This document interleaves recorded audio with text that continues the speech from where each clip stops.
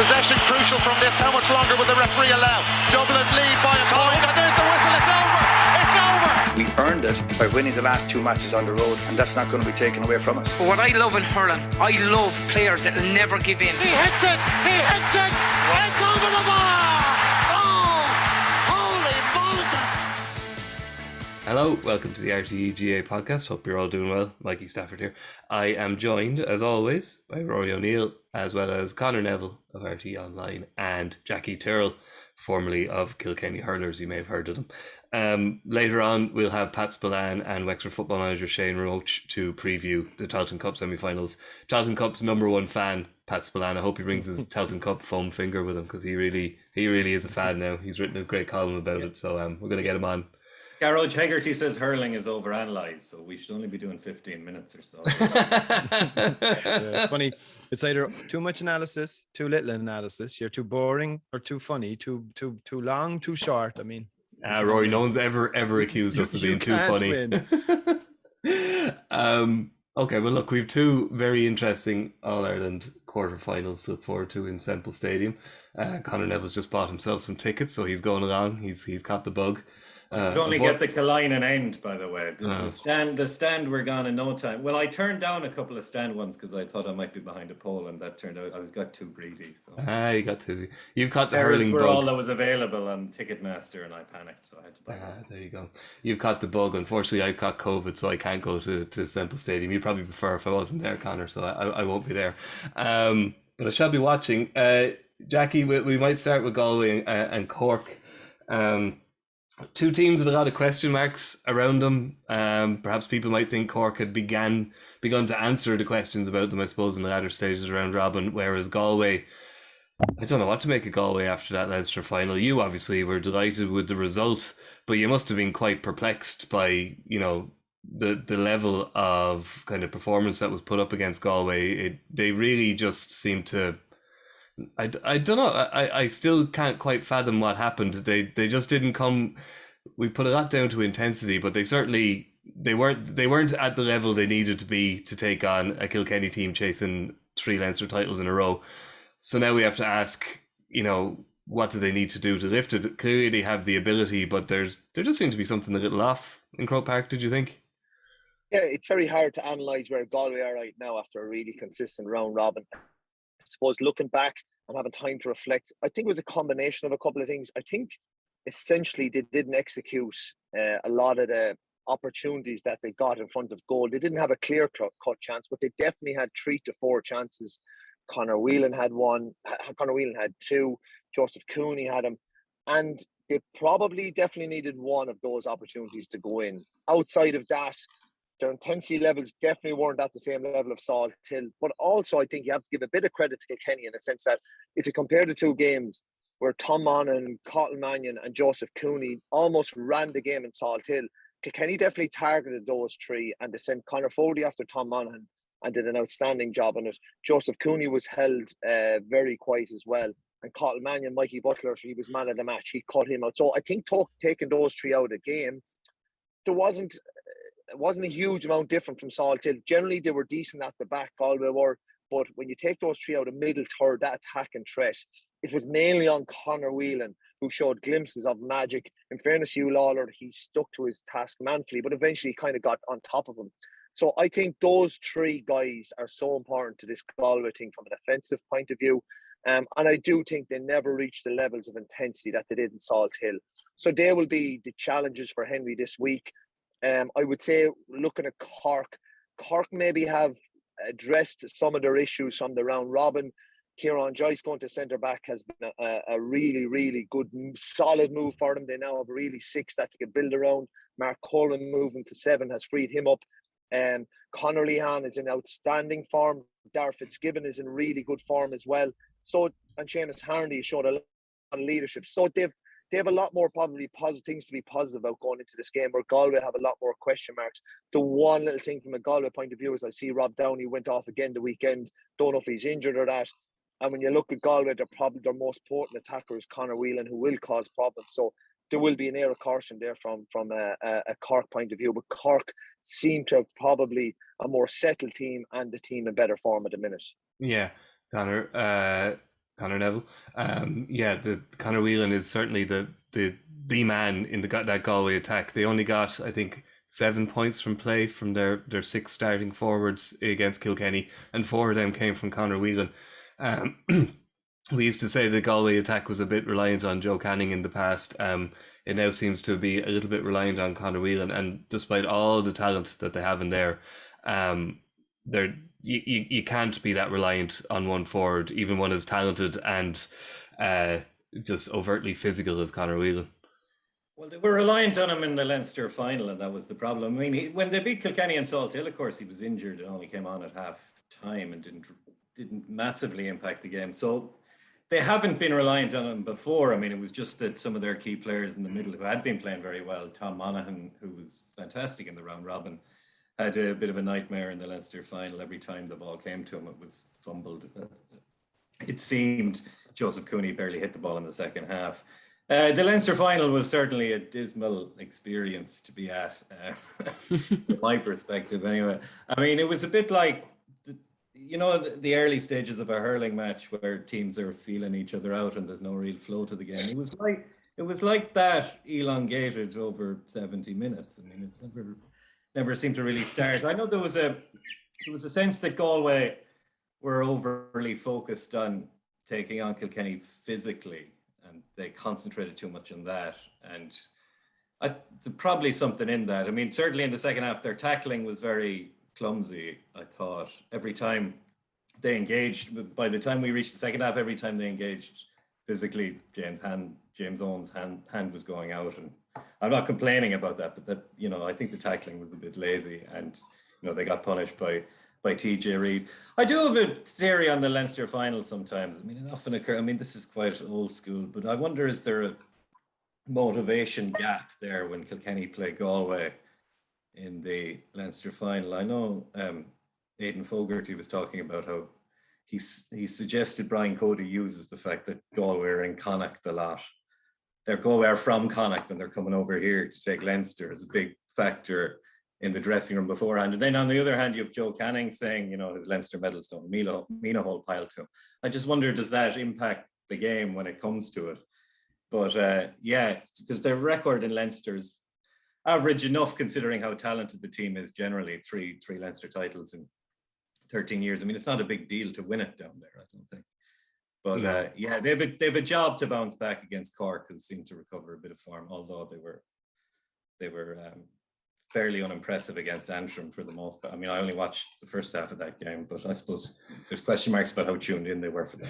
I think the first half of the preliminary quarterfinal seems to be the sweet spot. I'll admit I only watched the first half. I had to go to a soccer match after. Rory, would you subscribe to the theory as a proud Corkman that Galway is just about the perfect opponent for Cork in an All-Ireland quarterfinal? No, I wouldn't subscribe to that at all. I would think I'd be pretty nervous about this game from a Cork perspective. Cork haven't beaten Galway in the championship since 2008. Yeah, it's four losses in a row, isn't it? 14 years. It's a long time, and the historical record to go right back in history, not that has any relevance, would have probably been something the other way insofar as Cork would have ordinarily felt they would have always had it over Galway. So I think to kind of bring in Conor's point, I think Galway has been an absolute godsend for Galway hurling in many ways in terms of sharpening up their hurling ahead of an attack on the All-Ireland series. So I would see this match 100% as no more than 50-50. I think Jackie mentioned execution. I think that was the key ingredient that was missed. If you look at it, in my view, and I mean, Jackie is probably the best person of all to assess this. In my view, the strongest line in the Kilkenny team is their full back line. They have a fantastic full back line. And that extra half second that you need to kind of get to take those goal chances that they had early on, they had certainly 2 really good ones and 2 kind of half goal chances. And they took none of them. That extra little bit of space, that extra half second, that intercounty hurling, when you're coming up against a full back line, let's be honest, that won't be as good as the Kilkenny full back line. I could see Galway scoring. Cork have conceded goals in every single match they've played in the championship this year, with the notable exception of Clare, who racked up 28 points on a day of days for Clare. and Clare had a couple of goal chances as well on that same day. I think if Galway can get reverse the trend of the Leinster final, carve open 1 or 2 goal opportunities early on, I think there are weaknesses, particularly in the Cork full back line, that they could get after. And if they can get Conor Whelan on a little bit more ball, I think there's plenty in this match for Galway. Yeah, Jackie, the Cork defence seems to be shored up a bit from the dog days of the league final and like the Limerick game and that Clare game that Rory referenced there, where they conceded 28 points. They held Waterford. Okay, Waterford, who we're now kind of being a bit we're revising kind of maybe how good they were, but they won 19, Tipperary 124. Antrim 219, Antrim being a Joe McDonagh team where 219 is a halftime score in a Joe McDonagh Cup game these days. So do you think maybe Cork, have they cracked it a little bit, their defensive system, or have the quality of opponents just kind of been going down a little since the start of the championship? Yeah, I wouldn't say they've cracked it completely. They're definitely an improved outfit with Joyce at 6, Coleman at 7, and Tim O'Mahony, who is a fabulous hurler, but his defensive part of the game is just, he doesn't track runners. He's very much forward orientated. So getting him out of defence, putting Niall O'Leary at wing back, I definitely think it gives them a more compact half back line, a better defensive screen to the full back line. There is question marks over Rob Downey still. I do think for all probably the question marks over him, Damien Callahan has been proved to be a pretty solid full cornerback. And look, Sean Dunn, who was an outstanding cornerback. So they have landed on possibly their best 6. And with Darragh Fitzgibbon now in better form at midfield, it offers them a bit more protection there. Jared Millerick, could he come in the weekend as well? So, yeah, I definitely think it's a more improved outfit. It's more compact or structurally sound. It's amazing the impact of a really good 6 can have on a defence. It just changes everything. It can just give you that solidarity. And he's an absolutely outstanding hurler, but he just does the simple things, Kieran Joyce, so well. He's way beyond his years as regards his experience, his positioning, and he's a 6 that Galway or Cork can build on going forward. So yeah, it just gives them that better opportunity. But one thing Cork will do, they will still give you 1, 2, maybe even 3 opportunities of goals every weekend. And to Rory's point, will Galway be more clinical, more ruthless in front of goals? Yeah. To take those opportunities. And for that to happen, it can't be just on Conor Whelan. They'll need runners coming from deep like Joseph Cooney, like Tom Monaghan, like Colin Mannion, being very crafty in creating these chances. But they will get those opportunities. Whether they take them, look, no better man than Henry Shefflin to drive home the point of ruthlessness this week. Yeah. Conor, the Galway defense, we've noted before, they're big, they're physical, they're they are what they are and they're very good at it. So the one argument would be that Cork's kind of moved towards the kind of more mobile, faster forward unit, which has seen Patrick Horgan benched in recent games, would be the way to go. But on the other hand, someone like Patrick Horgan with his 48-inch hurl or whatever it is might be just the kind of guy to put in there and cause a bit of trouble. That's just the size of the boss. what would you do, Conor? Would you think Patrick Horgan is a good man to start this game, or perhaps better as an impact sub? I'd be inclined to go with the impact sub route actually, and the Cork move the ball as they have been. That would probably suit them better again, given the particular strengths of the Galway backline. It might be better for Cork to play the running game as they have been playing it, and which was very effective against Galway in the league. Now, obviously, we're banned from drawing any relevance from the league at all. So, but yeah, I would imagine that'd be the way to go. On Galway's goal threat, Galway have been bizarrely short of goals in latter years. I mean, they won an All-Ireland entirely without them. And, that was the fashion of the time, though. That was the fashion of the time. I think that one got the sense they were conscious of that and were trying to work them in the first half against Kilkenny. They should have scored them, really. I mean, the second one in particular, when Brian Concannon had a stick pass to Conor Whelan, it didn't go to hand. It kind of was too at his laces, and he couldn't get it up then, and they didn't get the shot away. So yeah, I mean, if Galway can nab a couple of goals early, that'd rock Cork back. They do have a good modern record against Cork. I'm not sure how relevant it is, given that the last game was 7 years ago. So, I mean, there are still some players playing. I mean, that was the famous, I think it's now been titled the Johnny Glynn game, that game. But yeah, I'm not, one would doubt the relevance of that. I on form, Cork have it, but Galway have shown an ability to bounce back from Leinster final defeats. They did it in 15, they did it in 16. Their record in Tyrrell isn't as bad as often claimed. They won a few games in a row there in the last decade. So, you know, it's set up to be a very exciting game. From Cork's perspective, I would imagine their speed of movement in the forwards, I would imagine they'd see that as a profitable avenue against Galway, given that the Galway forwards, the Galway backs are very dominant in the air, physically strong and so forth. But there might be question marks down the middle in particular about their pace. Yeah. So call it first then, Rory, win this and it's an All-Ireland semi-final against Kilkenny. Sure, you'd relish that. Not necessarily. No? No, because if Wexford win, Wexford will play Limerick and Cork would play Kilkenny in that scenario. They are looking to avoid repeat pairings as well at semi-final stage. So if Cork and Wexford win, that would be how it would play out. But if either beaten provincial finalist wins, then the draw is preordained. Yeah. But in terms of calling it, I think it's going to be tight.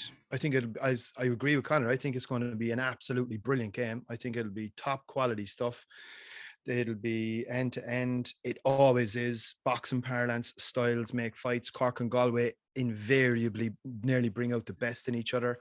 I hope one team changes just for our commentary teams, because it can be tricky, especially in sunlight with the two jerseys. I don't know who's won the toss on that count. But in terms of calling it, look, this isn't to speak against or play the Yera card or anything like that, but I just get a sense that there's probably a bigger improvement to come in Galway in terms of their performance in the Leinster final. And Cork maybe have done their improving. Can they go on to another level? They could. I still have my doubts, and I give a hesitant nod to Galway, but not by much. Jackie? Yeah, Mikey, it's very hard to call because these teams are consistently inconsistent. Yeah. But when you do look at it, I just think the Cork team are in a better place both from a positional and a personnel point of view. And the form players are with Cork. Kieran Joyce, as I spoke about, Robbie O'Flynn, who's having an outstanding year, Conor Whelan, Darragh Fitzgibbon down the middle, and Alan Connie inside has been a real carrot for this Cork team. So I'm going to give them the nod on this one. And support as well, by the way. Support does make a big difference. Cork, there'll be 20,000 Cork people there on Saturday. And also, I do feel Cork have a better bench, particularly if they hold back Patrick Corgan. Conor, you'll be one man roaring, trying to quieten that Cork crowd. How do you see it going? I won't be too animated. I don't know, how could you call this? But really, I slightly like Cork's momentum, I have to say. So very cagely, I'd give it to them. But I wouldn't be surprised if Galway came out and had a reaction to the Leinster final and won. So, but I'll go for Cork just about. Okay. I genuinely have no idea who's going to win this match either, so I'm gonna stump for Cork just because I was so mystified by Galway the last day. I don't know whether even Henry Shefflin can turn that around. Okay, the other quarterfinal obviously is the mired in controversy. That's what you want to say. Well, it's Clare versus Wexford, which does now the controversy this time is not of Wexford's doing. Obviously, it's all of RTÉ's doing, but Wexford and Clare has been quite an acrimonious fixture in recent times. Obviously, Davy Fitz and Brian Lohan brought a lot of that. You know, before there was ever the Henry and Brian Cody handshake, there was debate over whether Lohan and Davy would do a handshake. And then there was the whole close contacts thing during COVID, which was a bit odd. So it's just a fixture that has brought a bit of acrimony in recent years. Clare have won the last three. You have to go back to 2014 when Wexford knocked the defending All-Ireland champions out in a replay. I do remember that because I was trying to watch it on a dodgy stream in Rio de Janeiro while covering the World Cup. So obviously I wouldn't do anything like watch a dodgy stream now that I work for RTÉ. But let's start with RTÉ. Jackie, you're a Sunday game pundit. Trial by television. is the topic du jour. There's been a lot of columns written about it this week. And let's be honest, there's been a lot of columns written about it every year, probably since the advent of the Sunday game, because it always happens. And I think the issue here for a lot of people was that Clare fans are angry because it was a Limerick man and a Tipperary man who were on the Sunday game highlight show highlighting the incidents of Peter Duggan and Rory Hayes. And then, of course, there was whataboutery. There was obviously a couple of Seamus Flanagan incidents that were not highlighted. But as the case has been made this week, undoubtedly the CCCC would have looked at those Seamus Flanagan incidents, and he hasn't been, no ban has been proposed for him. So we're in a not unusual place, but the atmosphere isn't great now. Clare are not happy with RTÉ and the GAA powers that be. As a Sunday game pundit, you are obviously not an entirely neutral voice on this, but I'm just interested in what you've thought about the whole furore thus far. Yeah, look, there's probably been a big fallout from it. I suppose from a pundit's point of view, you're there to analyse what you see in front of you, and the incidents themselves, they were quite black and white from my point of view. The three incidents, the two in the Clare Limerick game, there was one or two other incidents in Limerick that could possibly have been included in that. But it's about a balance. Look, if we were to pick out every unsavoury or incident that may not have been picked up by the ref, well, then your analysis is going to be entirely negative, and you're going to be entirely looking at these kind of scenarios, because the game is just at a situation where it's very hard to monitor and for a referee to carry out his duties. And John Keenan had a really good game. Yeah, he missed a couple of flashpoints, but I suppose it's getting balance right with being open and looking at what's actually happening in front of you. I suppose the fact that, look, Shane and Brendan were on the Sunday game. Shane actually didn't do the analysis. It was actually Brendan. So I think it's unfair to probably land it at him. From the Clare point of view, it's just unusual that the CCC has reared its head now at this one time when the Sunday game did highlight it. And of course, I've been on panels where we've highlighted other things before, and they've never been actioned by the CC. So it's just, there's no real transparency as regards where they're at with this. And unfortunately for Brian Lohan and these guys, that is the kind of hangover this week that they're going to be trying to plan Wexford this week. And do they have Peter Duggan and Rory Hayes? They won't know until later this week. And that is quite challenging. But as regards Clare, I mean, Brian Lohan will have learned from Gerlach Nan and the whole Colin Lynch saga. So I'm sure he'll be well used to this. He'll tap into it. He could actually use it as a siege mentality. And they have a decent panel that they can reconfigure the two players if they are gone. But from the point of view, we just need that balanced approach as regards what we see, what we analyse. And look, for Clare people, I probably would agree. Maybe we should have looked at some other incidents. But, like, we're there to do a job. 70 minutes, there's an awful lot of action to get in, and as Rory will attest to, it's very hard to whittle down your analysis for a small window to analyse a game. Yeah, Rory, you're obviously a veteran of many seasons of editing the Sunday game highlight show. It was a classic final, but I don't think any of us can say that it was, that it was played completely within the rules. Like a game of that intensity simply can't be. So there were incidents, and some were highlighted. I suppose I think a lot of people listening here would be interested in kind of the mechanics of it, say on a Sunday afternoon, and how you decide, I know you weren't working on this show because you now do the live show, but like kind of just how kind of give people an idea of kind of how those decisions are made, and kind of how it comes to end up on air, that we're kind of highlighting things that a referee may have missed, etc.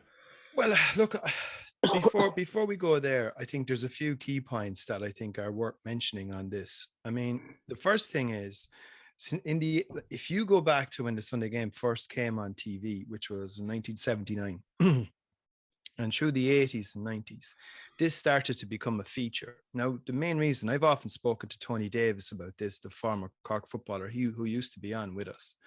And Tony makes the not unreasonable point that the Sunday game was actually largely responsible for tidying up some of the more thuggish elements that were going on, particularly in football. Like Tony will tell you, in football, there was an honour in hurling, and lads didn't wear helmets, so you had to be careful back in those days in terms of what you did and etc. But in football, they were killing fields, and there was some awful stuff went on. So the Sunday game actually played a fairly instrumental role in cleaning up Gaelic football from what it was then to what it is now, and people can argue the toss on that front. In terms of the game 2 weeks ago, look, Mikey, you and I both spoke about this only a couple of weeks, even maybe a month ago with Colm Keys, where I was making a point, and I'll say it again. Intercounty hurling is largely ungovernable. You know, impossible. If you want it, game to referee. If you want it played in the way that everybody is saying, "Oh, let the game flow," there's no rules. So, you know, like, so where do you draw the line? That becomes a very difficult decision then from an editorial perspective, because you've got to say, right, look, what's the really nasty stuff? And I'd say that's part of what probably informed the discussion around this. A chop down on the back of somebody with a hurley, and fair play to Seamus Flanagan, by the way, because that was, you know, look, that was a pretty dangerous, and it's a strike with the hurley, and it's a straight red card, and I don't think Rory Hayes can have anybody to blame but himself. And and that also feeds into, well, do you not show it at all? I mean, are you expected to, because these incidents occur and we're meant to feed into the spirit of it, we're going to make a decision, well, we're not just not going to show anything, and we're going to censor it all, and we're just not going to ignore this. And then what happens is probably feeds more into it, and then you get more instances of it. And I think, look, they were in an impossible position on the night. No matter what way they rolled the dice on it, they were going to be accused of not feeding into the spirit of things. I think Sean Moran wrote a really good piece today in the Irish Times about the application of rules and how that might influence CCC, and how that is influencing, and the television coverage may be influencing from that end. I think all of that is a smokescreen at this stage. And what I would say ultimately on this is to Clare, forget it now. Don't let this distract you. It's one match. I know we'll get into talking about the game. I think regardless, I know the two very key players, and Dougie's actually probably a bigger loss. I think they have a fairly good deputy in Cian Nolan to come in for Rory Hayes, but I think Clare just need to park it and go out and play the match and win the game on Saturday. And I think they have every capability of doing so, as long as they don't let this become a big distraction. Yeah. But Conor, sure, as far as Grode Hegarty's concerned, we've been talking about this too much anyway, because hurling is overanalyzed. I wonder, is there scope to get rid of the CCC altogether now, given the Sunday game exists? Yeah. Have it live on TV that night. There's a good kangaroo feature. court.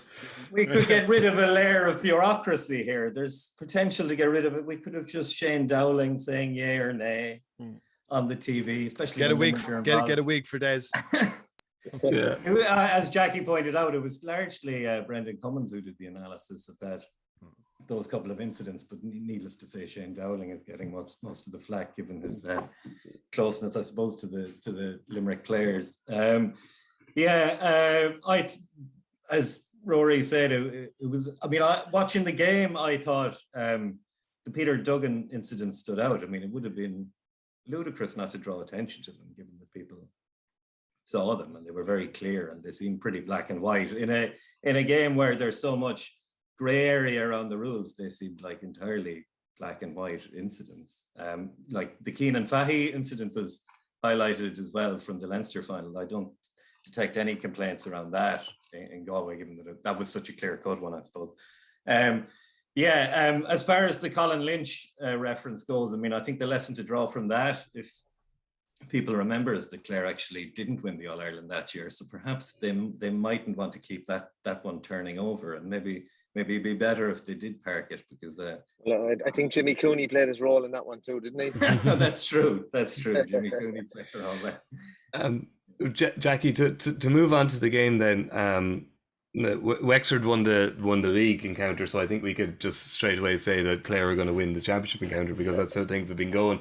I very rarely do this because I'm not a gambler, but I actually had a look at the outright betting for the All Ireland, and Wexford are rank outsiders at 33-1, Galway 16-1, Cork 9-1, Kilkenny 7-1, Clare 11-2, and Limerick 2-1 on. Which shows the kind of Munsters, kind of where the hierarchy is. I think that's fair enough. So the bookies aren't always very wrong, I'm told, Jackie. As I said, I'm not a gambler, but at the same time, there is this feeling out there that Wexford found their mojo against Kilkenny, had a nice tune-up against Kerry, and now they're coming up against the Clare team, who may struggle to get up to the pitch of it after 90 minutes of insanity and, you know, like getting so close to downing the Green Monster and failing. So, but the bookies don't think so. They think that Clare should win this match pretty handily. Where do you land on it? Well, if you look at it, they have had 2 weeks to recover from that bruising encounter, and they haven't had any consistency issues this week or this year. If you look through the round robin, they've rolled from one performance into the next. Really high level of intensity, real high level of execution on the skill. So I don't buy into that. Wexford have been more inconsistent, but they've probably put in a couple of good performances now with the Kilkenny one. The Kerry one was very professional as well. So they are probably coming in a little under the radar, reflected in the bookies' odds. But if you do look at this Clare team, like, they have been able to go toe-to-toe with Limerick. They have been able to answer the questions that the Limerick have asked them. And physically, they're very, very, very at it. And once again, I'll talk about form and momentum. There's probably no better team in the country outside of Limerick with form players like Paul Flanagan, John Conlon. Man, that lad is some six. David Fitzgerald in the form of his life. Tony Kelly is playing, which is probably the best hurling of his life, which is crazy considering the standard he's has. Shane O'Donnell is in a new role. Ryan Taylor, Brian Lohan is just getting stuff out of guys that we just haven't seen so far. So they just seem to have a really, really tight-knit group with a huge level of spirit, a huge level of hunger and fight. And there's a lot to like about this Clare team. Wexford, what I will say is Wexford is they're quite dangerous because Lee Chin and Conor MacDonald, they're overloading their full forward line. There are opportunities there for goals. They are physical. They're good in the air. And Rory O'Connor is a very important attacker often. So they're probably a little unbalanced in the sense that their half forward line is a little weaker. But by God, if they get ball into those 2 or 3 guys inside, there could be some serious goals for Wexford weekend. Yeah, Conor, if Wexford are to beat Clare and progress in this championship, which obviously we're saying is not the not the backed outcome at the moment, as Jackie says, there was something I wanted to bring up. They'll do it pretty much, not to be mean, but like without really a half forward line, which is kind of becoming almost. It used to be the half back line was the line, you know. Now half forward line, with the way the game has gone, like Limerick being kind of the prototypes. Wexford very much are built on a very strong half back line and a very strong full forward line, and so it would be kind of unusual. But the thing that they have there is they do have in O'Hanlon, Rec and Paddy Foley a very strong half back line, which will make it interesting kind of trying to defend against Tony Kelly, who I wasn't here for the analysis of the Munster hurling final, but Tony Kelly's performance was obscene. I know the sideline cut at the end got most of the attention, but the point where he hooked Grode Hegarty, picked up the ball, evaded 2 men, ran up the sideline and put it over off his left after having pointed a free about 20 seconds before that. To me, Tony Kelly at the moment is just operating on a different plane to any hurler I can think of in recent years.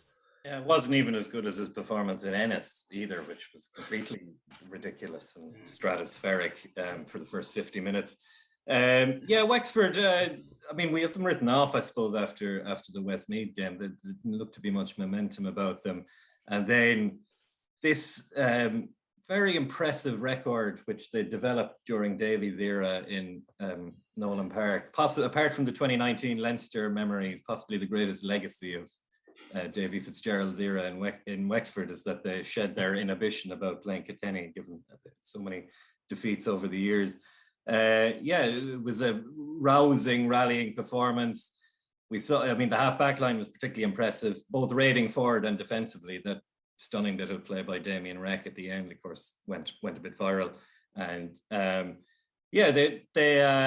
the question mark is whether that was kind of an inspirational last stand performance, or whether that can be backed up, whether they can take the momentum from that and really run with it, or whether they will revert to their form in the earlier rounds, which was very flat and the team weren't functioning properly. They lost to Dublin, who turned out to be mediocre enough on the basis of their latter 2 rounds, and they got an extremely lucky draw with Galway. So, you know,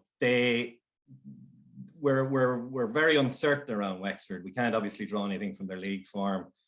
The question mark is whether that was just an inspirational last stand effort against their old foes, or whether they can follow that up against Clare.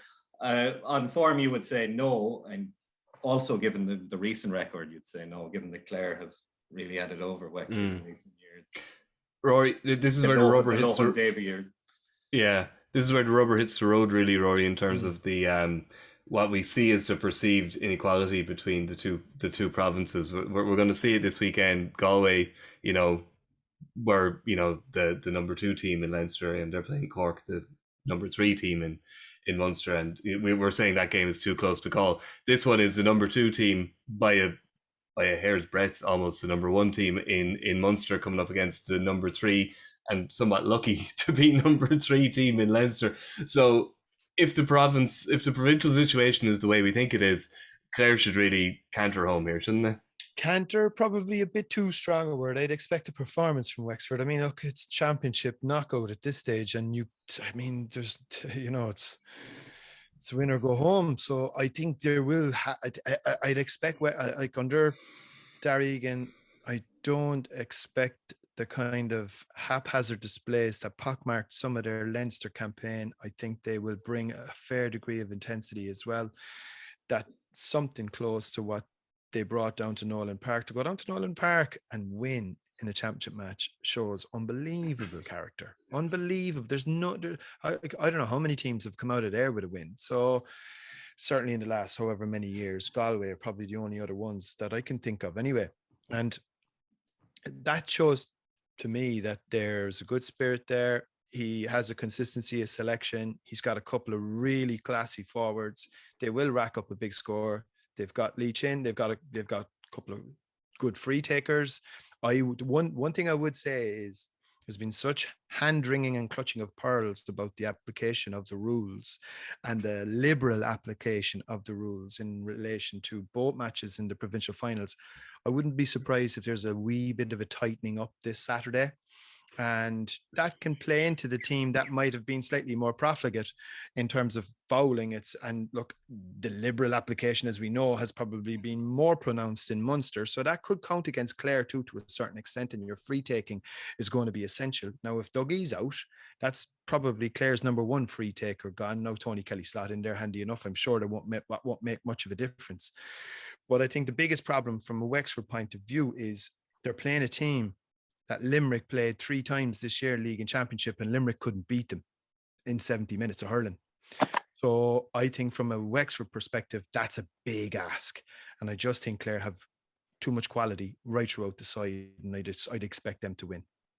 That's I don't think it will be a canter, though. No, I was exaggerating to make a point. I was yerring, as I think you people in Munster call it. Jackie, that's one for Clare. Can you make a case for Wexford here? Or are you also going to back Brian Lohan's men?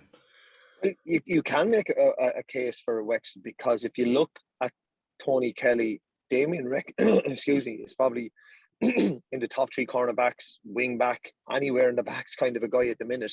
He will probably tag Tony Kelly. I expect him to do a reasonable job. Liam Ryan at full back is hurling really well. Matthew O'Hanlon, I think, is probably hurling the best hurling of his life at the minute. He'll probably take on maybe one of the key forwards as well. Diarmuid O'Keefe didn't play the weekend, so they need him back in that middle third. The question for Wexford will be, can they get enough ball into Conor Mack and Lee Chin from that middle third, where Clare are absolutely ravenous? We've seen they've been conditioned by 3 games against Limerick, so they'll bring a high temperature there as regards work rate, intensity. And what I could see is, if Wexford are struggling, they might have to bring a Lee Chin out. They might have to push Rory O'Connor out, and that drags away your goal threat. If Wexford can afford to be able to break even there and get ball into those guys, they have a great chance. So there are avenues where Wexford can really get after this team.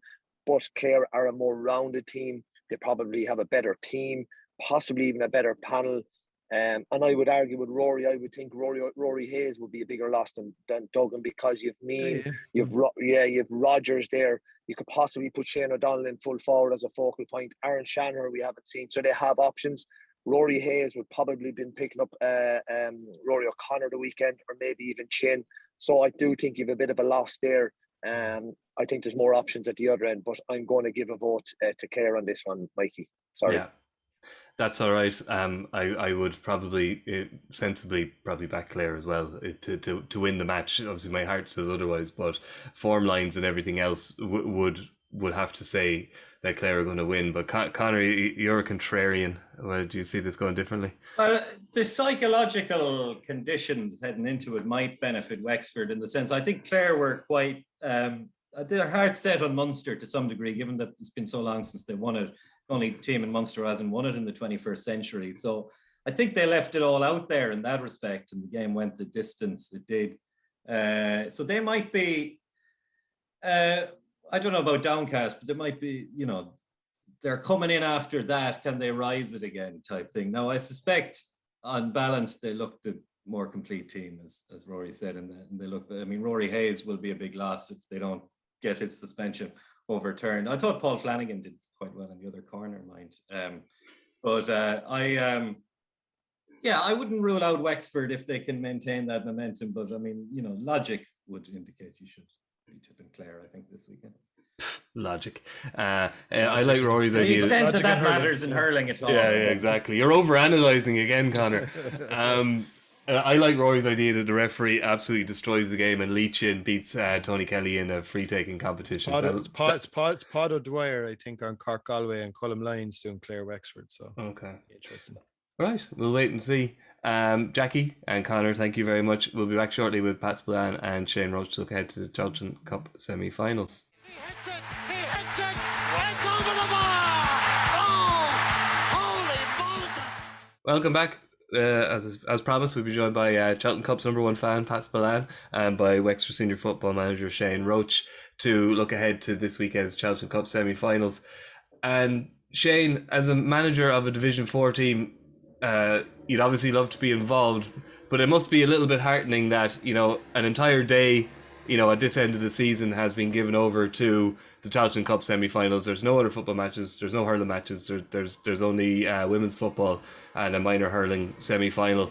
So Westmeath v Offaly and Sligo v Cavan, they're getting as top a billing as they can possibly get here. And this is kind of meaningful games and a shop window. This is kind of what the Tailteann Cup was about, wasn't it? Yeah, absolutely. The great thing about the Tailteann Cup is it's been just so competitive. Like, we're all closely matched. There's been 13 games and the average winning margin is 5 points. And, and there was only one double-digit winning margin. That was Offaly against New York. So like, if you compare that to the provincials, or that you're looking at an average across all provincials of winning margin of about 10 points. So like, it really is very competitive. We've had the drama of Sligo and London a draw, win in extra time, Sligo and Leitrim drawing, the win on penalties. So you've had fantastic wins for Carlow over Tipperary. Offaly got their payback on us in a great game. And like, the thing about it is, it'll all go down to 2 very close games the weekend. All 4 teams have scored pretty freely. Like, Sligo have scored 435 in the Tailteann Cup. Cavan have got 240. Offaly have scored 646, and Westmeath have got 234. So you'll be guaranteed that on Sunday afternoon there'll be 4 teams that'll be going out to win it, playing front foot football, and it'll be a great spectacle, and it'll be in Croke Park, where Division 3 and 4 players want to play. Yeah. I suppose, as you mentioned, Offaly got revenge on you. I'd be curious to know, now in hindsight, which of those matches would you have preferred to win? Was a win in the Leinster Championship, is that still, a currency that, Wexford footballers like to bank, even if it led to, the inevitable, beating at the hands of Dublin? Or would you have rather to go another round in the Tailteann Cup? That's a great question. Look, I suppose on the day, to get another, win in the Leinster Championship, we haven't done probably back-to-back Leinster Championship wins in maybe 10 years. You know, we beat Wicklow last year and gave Dublin, you know, a pretty competitive game. And we probably hope for the same this year. You know, we always knew the Tailteann Cup was there, but we wanted to stay in the Leinster Championship and I suppose compete against Dublin. But look, in hindsight now, the way it's gone and the way the draw was, and you see now Offaly going to Croke Park the weekend, obviously, you know, getting the win in the Tailteann Cup would have been nice. We had the chances, but you know, it was a fantastic game of football. I think it finished 3-11 to 2-12, and right down to the 73rd minute, both teams. You know, it was so close. So yeah, look, I suppose we'd like to be in Croke Park this Sunday afternoon playing a Tailteann Cup semi-final. Yeah, Pat, you have, as Shane kind of outlined there, your son Pat is involved with Sligo, who have been the great entertainers of this Tailteann Cup. They've been involved in a couple of clinkers against London, who have had a great season themselves, and then against their local rivals, Leitrim. And as you said in your column this week, quite honestly, you said up until your son got involved with Sligo, you didn't pay too much heed, you know, more than any other GA fan. But I think you've got up close and personal now, and you now realise that a Sligo-Leitrim rivalry is every bit as bitter and close fought as Kerry Cork. Yeah, you know, I hold my hands up. You know, I'm a late convert. I come from the elite of the so-called elite of interested in as regards closing the gap between the top and the bottom and having an equitable football championship and a fair football championship. You don't give it tuppeny. And this year was the first time that, like, I really took huge interest in Division 4 in particular. I attended more Division 4 league games this year than Division 1 league games. And I've enjoyed them. I really have enjoyed them. The passion, the football, the honesty, the entertainment. Maybe it is a throwback. Yes, mistakes. Yes, there's a lack of top quality players. But you know what? It's a level playing pitch. And you know, I was just started thinking, my footballing career, I started with Templenoe in 1972, actually. I was 16 playing senior. And in 1973, we won our first ever county championship. And it was the county novice championship. And we beat Rathmore B. And to this day, I don't give it tuppeny. To me, whether it was against the B team, whether it was a novice championship, it was a county medal. A county medal is a county medal. An All-Ireland medal is an All-Ireland medal. And I was one of those people that, because I was selfish and thinking of Kerry, I didn't see the need for a competition or two competitions. But of course, it stands to reason that, you know, that the inter-county format should replicate the club format, where we should have, like I said, 3 tiers, maybe junior, intermediate and senior, teams of an equal basis. And I saw it in the opening round. I've seen it in the league. I saw cracking games in the league. And Shane's team were very unlucky because in the first round, Sligo, you know, daylight robbery, probably late finish, cost Wexford in that game. The championship was the one that really stuck to me, that opening weekend of the championship. London and Leitrim, what a cracker. Leitrim last-minute goal to win the game. New York, Sligo, what a cracker, what entertainment. And people there that day, there was 4,500 in Gaelic Park. What an atmosphere. But the point I'm trying to say in Gaelic Park that day, no one was bothering whether Sligo or New York was ever going to win a game. They knew they weren't going to win probably another game in the championship. They knew they weren't going to win the All-Ireland. They knew they weren't going to win the Connacht Championship. But that day was a special day. Great quality, great entertainment, 2 level teams going hammer and tongs. And then I said, the Tailteann Cup is going to work. And in fairness to the Shane and all the managers, to the players, to the county boards, there's been buy-in by all of them. And once you have buy-in, you're going to have a good competition. And we're having a good competition, and it's been very entertainment. That Sligo-Leitrim game, holy God, I watched it on GA Go. It was just a cracker. It had everything. Compact ground, 5,000 in Carrick and Shannon, twists and turns, result up in doubt up to the final whistle, the drama of the penalty shootout. So look, I hold my hands up. I'm a late convert, but please, I really enjoyed it. Are you going on Sunday, Pat? I am. I bought my ticket last night. My good wife went on. Actually, while we're on the issue of tickets, and yeah, you know, it's my first ever time. It's my first ever time going to Croke Park since the All-Ireland final of 1991.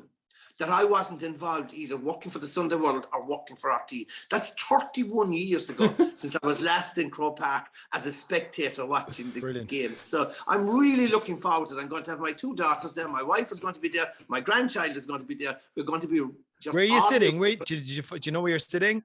Not going to tell you, Rory.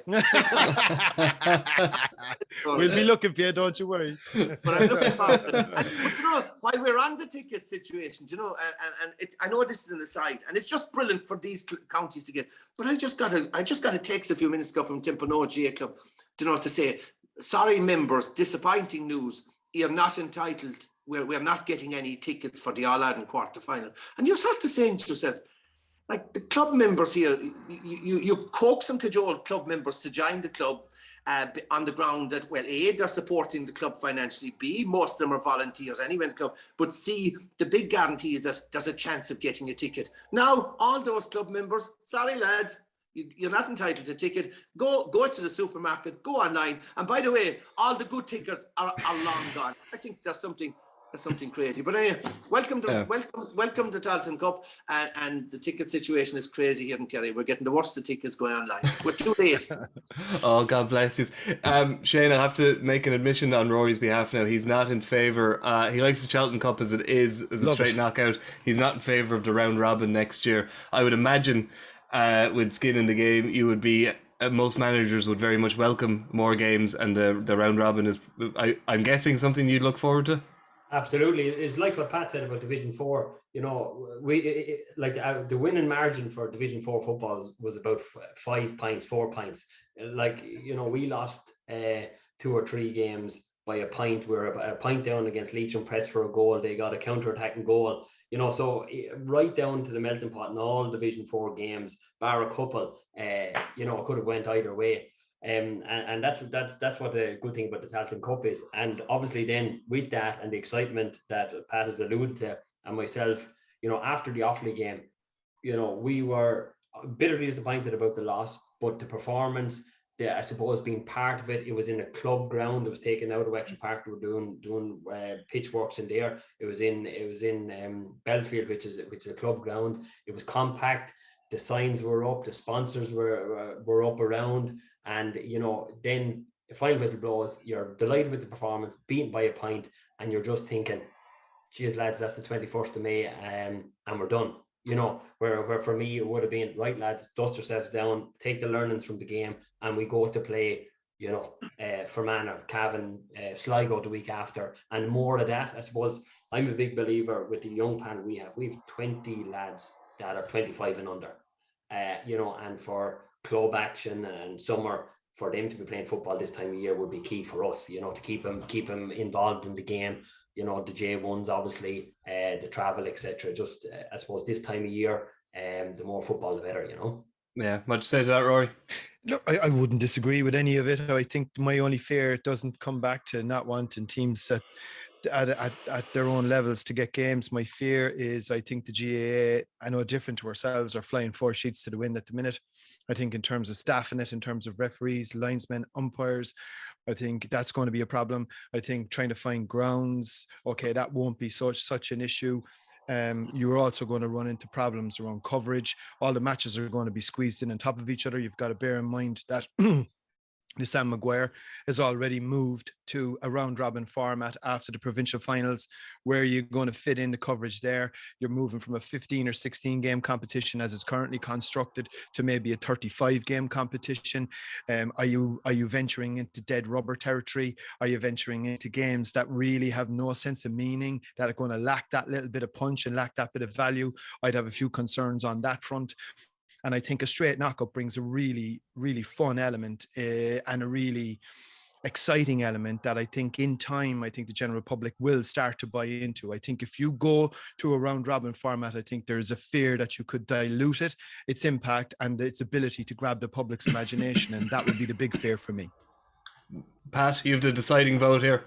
I know he's my boss on the Sunday game, and I'm supposed to be nice to him and say, Rory, you're spot on. No. Pat, you know where I am. Feel free to slaughter me. I'm a big boy. Can I respectively suggest that maybe Rory is wrong there? And I'll tell you why. I think the key to developing players, as Shane will agree to, and the key to developing teams is games, more games. So you take Waterford this year. The Waterford footballers this year, under Efi Fitzgerald, were much improved. They were very unlucky. They only won, they drew with Tipperary in the first round, had a couple of one-point defeats, but great performances, right? They get one game into Tailteann. They were beaten by Tipperary. That was last May. They will now go the guts of 9 months before they play another match. Wouldn't they surely to God have benefited by playing a round-robin series of 3 or 4 matches? Of course they would have. But of course, it's going back, and I make no apologies for this, lads. I make no apologies for bringing this up again. The way we've planned the season is an absolute joke. It makes no sense at all. And you think that after next Sunday, which is just past the middle of June now, that after next Sunday, there will be 2 matches, 2 weekends left in the hurling championship and 3 weekends left in the football championship. And you're looking at, geez, right, so Waterford footballers are gone. So I suppose the Waterford football championship is nearly finished now. Is the Dublin hurling championship in full swing? No, it's not. There's nothing happening. Now we're in limbo land, because what's happening now is the county goes out and we're going to limbo land. The young lads, the J1s, they're all gone. I see Conor Myler's going to Chicago this week. He's gone to Chicago. Yeah. There's more Tyrone players, so they're all gone till August, September. There's a limbo land now, and I tell you this now. People agree with me or disagree. Most of the time, they disagree with me. It is the first time in my life that everyone that I have met agree that it's absolutely brain dead to end the All Ireland Hurling and Football Championship before the end of July. And I'll give you 2. And don't give me this story about the club player. The club player, it's like as if the club player is going to become the dodo, an extinct species. The club's player in Kerry, my own club, they will have, before the championship, they will have completed 11 league matches. They're getting loads of matches, the club players and everything. But like we forget, we're cutting off our nose to spite our face. Let's remember the inter-county game, the inter-county scene is what drives the profile of our games and is what generates the revenue. So we're cutting off our nose to spite our face. Yes, we want to encourage that all the inter-county players get games, all the club players get plenty games, but not under this system. And you talk about the game down in Carrick-on-Shannon between Leitrim and Sligo. A cracking game. And what if there was a replay in that? What if there was a replay? Think of the profile it would do for the Gaelic football in Leitrim and Sligo. Think of what it would do bringing a crowd into Markovich Park. Think of the promotional aspect. And it's all lost because we have to rush this out. We have to get the penalties out of the way. We have to get the extra time out of it. And you see the farcical situation. So many extra time games now of just lads lying on the field being treated for cramp, and you're saying, this is wrong. This is just wrong. One thing I hope they do when they do configure it for a round robin format. Obviously, you want it maybe I know that there is talk that it's still going to be configured on a north-south basis, maybe for the round robin section. And if that's the case, that's fine. Look, I suppose they can make the argument there on the basis of cost, fuel, etc. But one thing I do hope they do, which was the massive mistake, which a lot of people flagged ahead of the Super 8s, is that the 2 teams that win the first match, they should play each other, and the 2 teams that are beaten in the first game play each other. So that at least when you get to the final round, there's something at stake, and you try and reduce the number of dead rubbers as much as you possibly can. Yeah, that might make sense. Shane, what's the situation down in Wexford with the club championships? Because obviously the 2 COVID championships, it worked out quite well for a dual county like Wexford, where they got the kind of football played off and then the hurling. I presume there's no rush on either championship down there this year, is there? No, I confirmed my ticket for Saturday afternoon for the double header in Semple Stadium. So that'll be a massive kind of depender on that is the result there. If I think maybe mid-July, if the result doesn't go the way, so it'll be 7 or 8 weeks of hurling start of July, mid-July, depending on the result.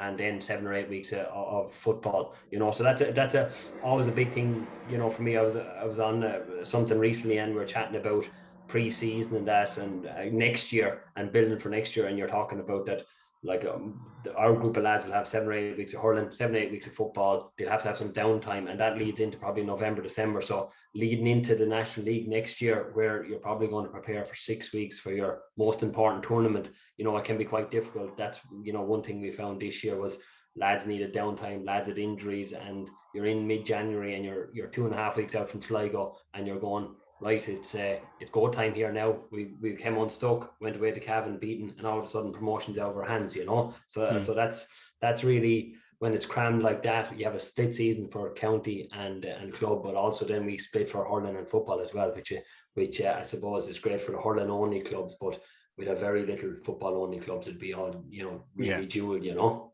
Yeah. So that's interesting, actually, Shane. So you're saying you split for hurling. So obviously we have a split season, and then you're split again. Yeah. So your football lads now are going to go out when eventually the championship does begin, are going to play hurling first. Is that correct? Yeah. So our boys will play, you know, hurling until maybe the mid-September, end of August, start of September, and then they'll start football. So a developing team who has now put down a football for how many months behind me? Yeah. Look, that they caught me after the Offaly game. Obviously, you'll say nothing. You know, they caught me after the Offaly game. One of the papers, and I said, like, the next time I want more games for this group of players. You saw the performance there today. The result didn't go away, but the next time a lot of these guys will kick football will be August, September, and this is, as I said, the 21st of May. You know, clubs will start preparing for hurling championship, and they'll run that off group stages, and away they go. Yeah, it is slightly bizarre. Are you going to be there for pre-season next year, Shane? Are you signed up for another year? And well, we're due now. I'm looking at it. We're due the end of this month to sit down with the county board and maybe review last year and you know, I suppose talk about next year. But you sound like a man who has plans, and you've already got some gripes. That was yes. I already have a chip on my shoulder. Exactly. That was yes, Mikey. Yeah. Like yes. They're a fantastic. They're a fantastic group of lads. But oh God, it's still yes, Mike.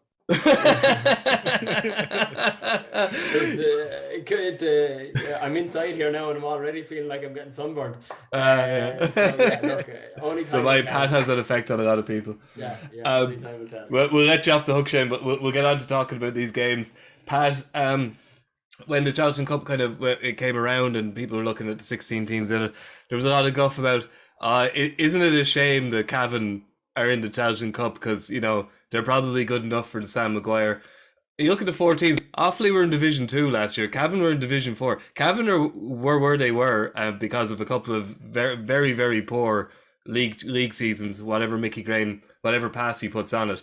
So they're in the Tailteann Cup, rightly, because that's the way it's been structured. So all they can do is win it. And at the moment, looking at the 4 teams, you would probably say they're the favourites. Yeah, I mean, look, when you say, Cavan shouldn't be in the Tailteann Cup, they deserve to be in the Tailteann Cup for a reason, because they managed to get themselves relegated through 3 and down to 4. Look, it's a huge competition. I mean, people don't realise how big it is for these 4 teams involved, but particularly for the likes of the Cavan of this world. I mean, if Cavan don't win the Tailteann Cup, the chances of them being playing they're not going to be playing in the All-Ireland Championship next year. So if they can win the Tailteann Cup, they're guaranteed playing in the All-Ireland Championship. It's a huge, huge carrot for the winners of this competition. From the start of the competition, when you saw the format of the teams, the number of the teams involved, I would have said Westmeath and Cavan are the 2 best teams in this competition. The format of the makeup of the 4 semi-finalists, you have 3 teams who will be operating in Division 3 next year, and obviously Sligo are the only Division 4 team in it. So it brings to the 2 matches. Sligo and Cavan, I was at their league game, and it was on up Markovich, and Sligo were very good in the first half. And then they had a player, and they were winning Sligo were winning with 20 minutes to go, winning by 2 points. But Sligo had a fella, David Quinn, sent off. Oh, geez, happened in front of me. I mean, if the TV cameras, if the Sunday game cameras were there that evening, lads, you'd be highlighting, this was the greatest injustice of a sending off I'd ever seen. But he got sent off, that's fair enough. Then on top of that, Sean Carabine, who was their best player on the day, got a black card, again under certain circumstances. So for that, they played most of the second half with 14 men, and for that 10-minute spell they were down to 13, and Cavan just blitzed them. And the big difference, and it's the thing I've always said all year long with the top teams against the bottom, the big difference I saw between Cavan and Sligo, admittedly they had an extra man, but the conditioning and the physicality of the Cavan team were much ahead of Sligo. So there wasn't much in it, but okay, Sligo are much change probably. Cavan are definitely much change. In terms of Sligo, the huge loss, and Shane would know that from playing against them. Niall Murphy is out. Look, he's a hamstring, and he was certainly one of the top 3 forwards operating in Division 4 this year. He's out, and now Alan Riley has taken on the mantle as his scorer-in-chief, but it's a big ask. Now, they've been kicking wides for fun in their last 2 games. I think they've averaged over 20 wides in their last 2 games. But at least they're getting shots off. And the one positive note I see, I remember being at their game against Carlow, and they kicked 28 points against Carlow. It was one of the finest exhibitions of point shooting I've ever seen. And not only did they kick 28 points, they never kicked a single wide. So it's possible they can get their shooting boots right. But, you fancy Cavan, a stronger team, more organised team, a team that was in the Ulster Championship, that won the Ulster Championship 2 years ago. We're in the All-Ireland semi-final, 3 or 4 All-Stars, physicality, conditioning. And I saw them against Donegal in the Championship. And, that first half, they were brilliant. Direct football, Paddy Lynch on song. Thomas Galligan is flying. Faulkner is an outstanding fullback. Gerard McKiernan. So, they have the experience. They've been there for a couple of years now, more settled. I will say this about Sligo. They're a team. Shane talked about the age profile of the Wexford team, and Sligo are no different. Sligo are a really young, up-and-coming team, and over the next couple of years, when they introduce the under-17s from last year and this year's under-20 Connacht winning team, there's good young talent. They're doing a lot of I see they're doing a lot of good work bringing through players at Sligo, and Sligo will be our coming team. And look, it's just great to give them a game, give their supporters an outing to Croke Park. Win, lose or draw. It's a win-win-win for everyone. Yeah. Shane, you obviously came up against both these teams this season. So how do you see this going? And did Cavan to you seem like a team that didn't belong in Division 4? Did you think they had a quality to them that kind of made them stand out against yourselves and the other teams in Division 4? Yeah, we played Sligo in game week 1, and they beat us 12-10 down Wexford Park, and then the week after we went up to Cavan, and we lost both games, but both games felt completely different. The Sligo game felt we kicked it away, we dropped 9 balls short, we missed 3 goal chances. Sean Carbine, we actually that day we looked at the FBD league and we'd seen Niall Murphy in the Dome, and he was kicking frees and pints, and Alan Riley for sport. And Sean Carbine had missed both FBD league games, and all of a sudden he came on. He started that day and got 5 points from play, even though we kept Niall Murphy to a point. But then the following week up there, Gerard McKiernan missed the first game against Leitrim through suspension, and he came back. But it was 6 points. They beat us 17 points to 1-8. But it felt a lot different. They popped points, they kept the scoreboard ticking. Paddy Lynch, we minimised his threat, but Gerard McKiernan got 5 or 6 points. Raymond Galligan, Thomas Galligan, James Smith, they brought on Martin Riley, got 2 or 3 points. Their wing backs, Oisin Kiernan, they were just the spread of scores of where they came from, their level of intensity. And what the key thing about them is, their kick out is absolutely excellent, Raymond Galligan. But their actual press on the opposition kick out is also very impressive. It's very aggressive because they have massive men around the middle of the field. So they're pressing up on the goalkeeper for them to kick it long. And that's where they have Thomas Galligan, James Smith, Killian Clark comes up. So they have 4 or 5 men across the middle that are probably 6'2", 6'3". And that's where they really, they hit teams hard. And we found that very difficult, because they had 12 men pressing. Difficult to go short. Then we went long, we were kicking to them. And even Raymond Galligan stepped up that day. So, yeah, Cavan are 4-7 to win this tournament. They're favourites this week, and rightly so. But in Croke Park, in the Division 4 final between Tipperary and Cavan, it was pretty close, up till the last minute. So you just don't know when teams go to Croke Park. And, with Tony McEntee as the manager, Cross McGlen way, Pat Hughes inside, Patrick O'Connor, young Spillane in there, they will kick ball in.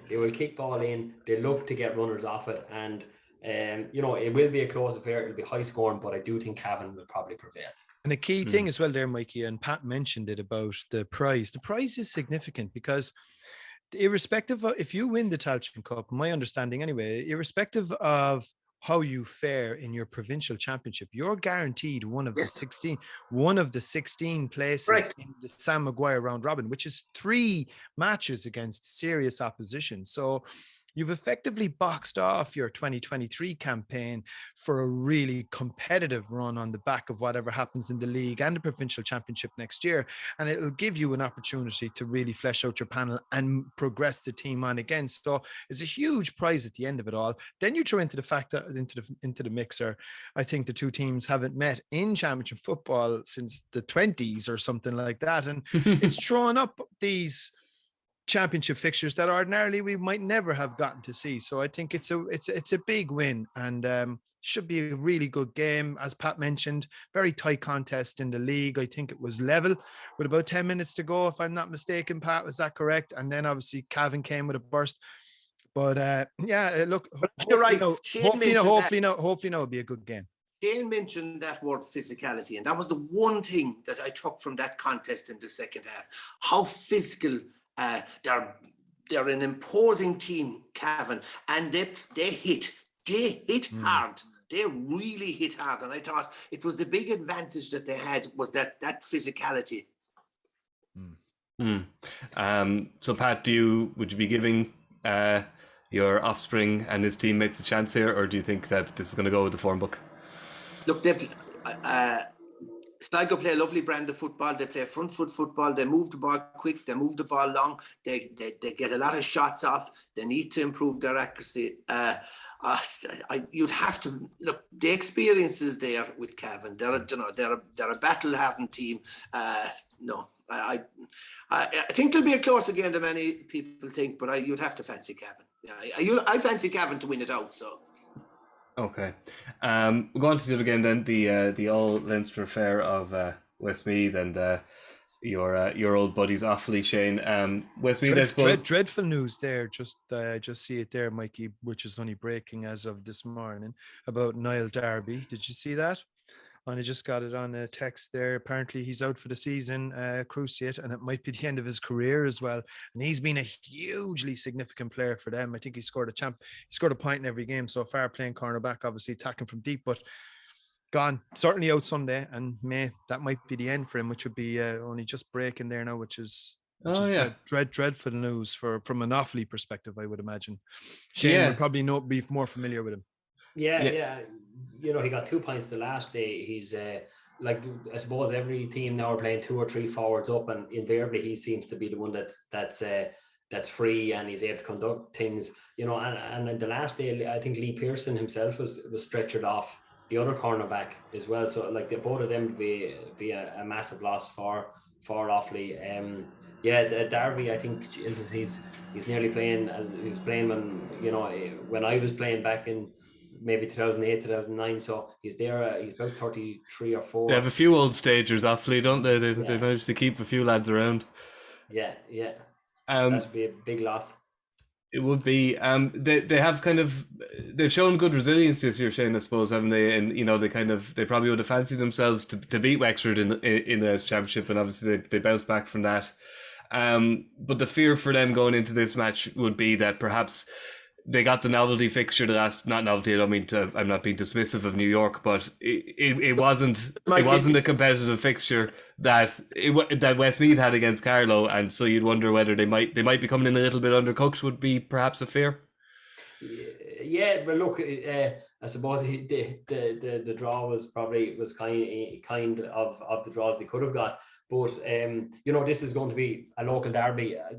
My wife is a Westmeath girl, so anytime we go up from New Ross up that way, you'd be in Tullamore, and then all of a sudden you'd be in Kilbeggan, crossing the border. So I'm sure now the Offaly lads, no matter who they played the last time, will be gunning for this. I was looking up that they've played 22 times. It's 10-9 to Offaly, and there's been 3 draws. So nothing between them. Nothing between it. They're both very high scoring. You know, you have John Heslin versus Niall McNamee, Rory McNamee versus Luke O'Loughlin. You know, and in fairness, I was actually looking the battle of the centre backs. I have seen the Westmeath centre back Ronan Wallace. You know, he'd remind you of McKinless from Derry, and then there's Johnny Maloney, the captain. So, you know, I think this will be a very, very close game. And even, unfortunately, with the injuries, I think I'll have to go with the lads that knocked us out, and think Offaly could get the win in this one.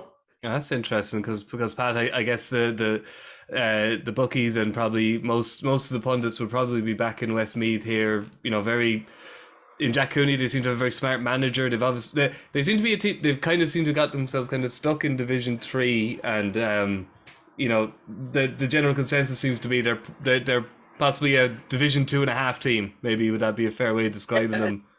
Just a couple of things, you know. I remember being.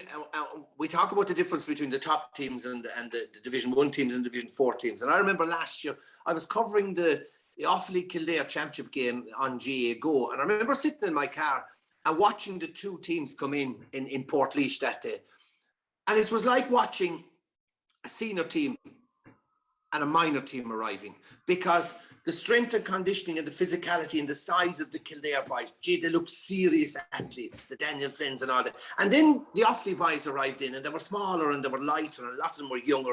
And I could see why they struggled with, you know, there was a lot of hype with the appointment of Tomás O'Shea. Shane Lowry was investing in it, the winning of the under-20. But as Shane will agree, you know, that step up from Division 3 to Division 2, from under-20 to senior level is a big step up. And Offaly found that to their cost this year, because it was going to be a big year of hype and all that, and it was an underwhelming year. Now they have sort of rescued the season, because I think they only lost one of the panel for the Tailteann Cup.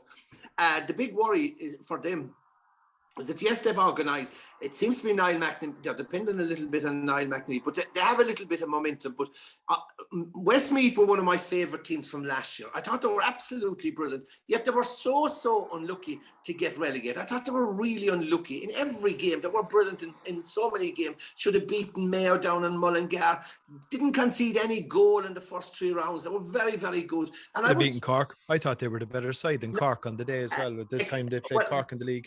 They did. I was at the game, and what happened was Ray Connellan got injured, and he was. They conceded a couple of soft goals as well. They conceded a couple of soft goals. Yeah. They did, but I was so disappointed. I thought they were going to be certainties. Like everyone knew, the two certainties to be promoted from Division 4 eventually were promoted. That was Tipperary and Cavan. The certainty I thought coming out of Division 3 was going to be Westmeath. I couldn't see Limerick and maybe Louth, I didn't think. And Westmeath were a major disappointment. Now, I did see them against Kildare. Look, they scored 2-15 against Kildare, 2-14 from play. They have serious players, and the lads that Shane talked about there, Wallace and John Heslin and Ray Connellan and Luke O'Loughlin, they have a serious football team.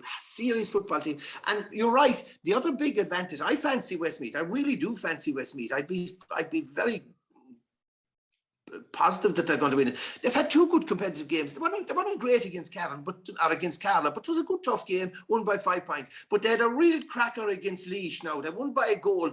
But so they're coming into Sunday's contest with 2 competitive, 2 tough games, and I think will stand to them. And remember, Westmeath have had experience of championship football in Croke Park only a couple of weeks ago, and I think they're a notch or 2 ahead.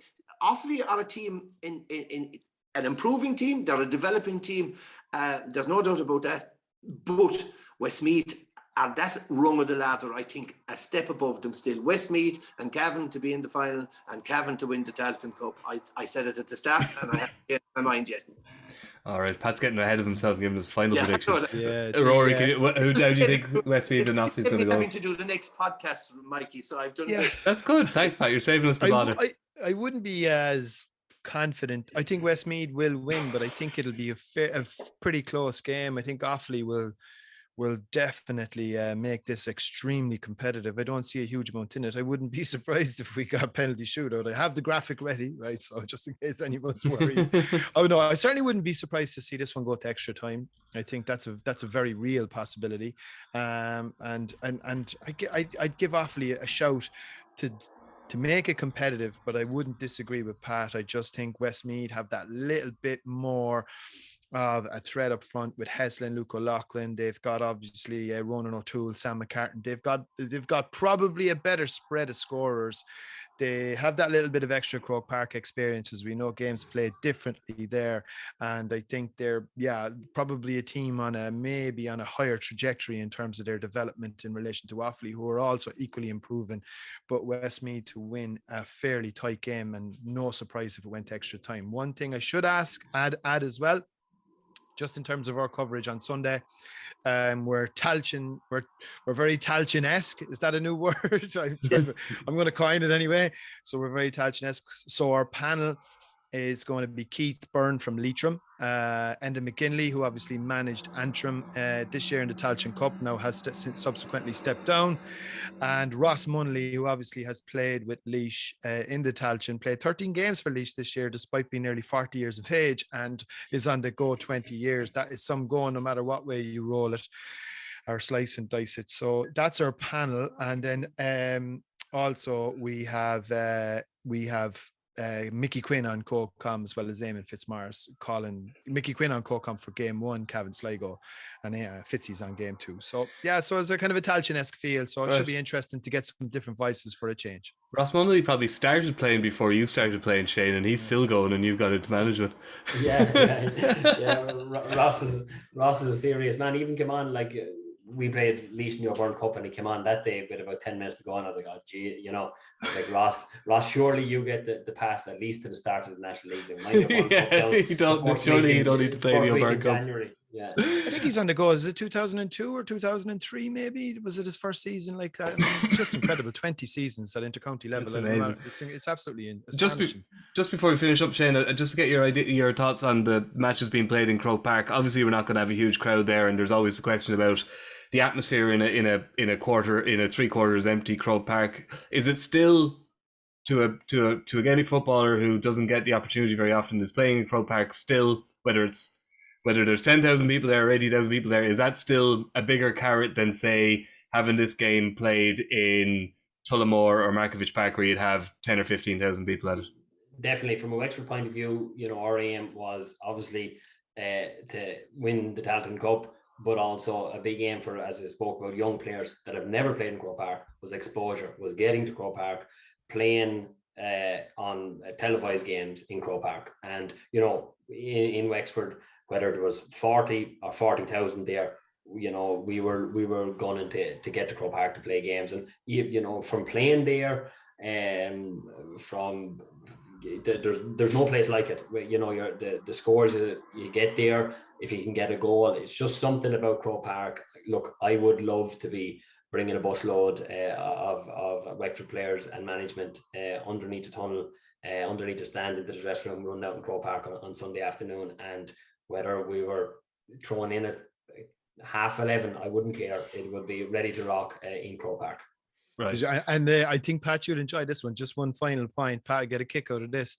I tried to keep the geographical spread and the geographical selection in the panel to the team pertaining to the teams competing. I didn't need to bother with Munster because we're too busy in the Sam Maguire. We're all. And can I just agree with, can I just reiterate what Shane just said? Because Croke Park is the mecca for all GAA supporters. It's the mecca for all GAA players. It's the place you dream of as a player to tug out and to play in. So RTÉ and the GAA are much maligned after time, but I just have to compliment the GAA and RTÉ for the GAA for having the semi-finals in Croke Park and the final in Croke Park, and RTÉ for covering it live, because it'll shine a light on the lesser known players, on the weaker counties, the lesser known counties. It's their day in the sunshine. Get a good audience as well. It'll get a good audience, Pat. It will. Absolutely. I mean, the Munster football final, with the much maligned Munster championship and the much maligned Munster football final, which was a complete one-sided game, isn't that correct? Aren't I correct in stating that out of every 1 in 3 people that were watching television in Ireland on that Saturday afternoon were watching what? Munster football final. So maybe we beat ourselves up too much, Rory. Maybe we do. Okay, well, you can watch all the GAA this weekend, all 4 senior intercounty matches on RTÉ, obviously, and You can follow them on Saturday and Sunday Sport at RTÉ Radio 1 and online on the RTÉ website and news app. And Rory, you're gonna reveal hurling pundit for Saturday afternoon. Oh yeah. So we have a special guest coming in now as well on the hurling side of it. So delighted to have Joe Canning on board for a very first TV appearance. So he's going to be there for Cork, Galway, Clare, Wexford. He'll be on the panel with Anna and Davey. So it'll be very interesting to get Joe's views. I mean, look, Joe's one of the greatest players of all time. Let's be perfectly honest, and I think he has an authority, and he's going to have a forthright view that I think people will be very interested to see, and it's great to have him on board. So won't that make a good headline? Joe is back with RTÉ. Talk to Joe. Yeah. You described the greatest player of all time, and outspoken. You're describing the hurling's version of Pat Spillane there now. It can only go well. Well, yeah, certainly there are certain similarities, both as a player and as a pundit. Let's hope so. All right, thanks very much. Excuse me, how many All-Ireland medals, senior medals has Joe got? 7 less than you. No, Pat, don't be putting this drop. Thank you to Pat. Count my medals, Spillane, to Shane Roach, to Conor Neville, and to Jackie Tyrrell earlier, and we'll catch you all on Monday. Thank you very much. Good luck. How much longer will the referee allow? Dublin lead by a point, and there's the whistle. It's over. We earned it by winning the last 2 matches on the road, and that's not going to be taken away from us. But what I love in hurling, I love players that will never give in. He hits it. It's over the bar. Oh!